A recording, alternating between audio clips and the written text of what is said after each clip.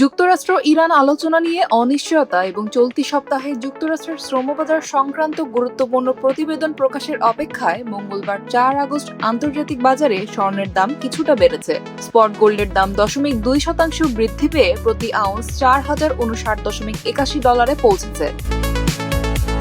বিশ্লেষকদের মতে শ্রমবাজার দুর্বল হলে মার্কিন ডলারের ওপর চাপ তৈরি হতে পারে, যা স্বর্ণের দামের জন্য ইতিবাচক হবে। তবে ইরান যুক্তরাষ্ট্র উত্তেজনা জ্বালানির ব্যয় ও মূল্যস্ফীতির উদ্বেগ বাড়িয়েছে। এর ফলে কেন্দ্রীয় ব্যাংকগুলো সুদের হার বাড়াতে পারে, যা সুদবিহীন সম্পদ হিসেবে স্বর্ণের দামের ওপর নেতিবাচক প্রভাব ফেলতে পারে।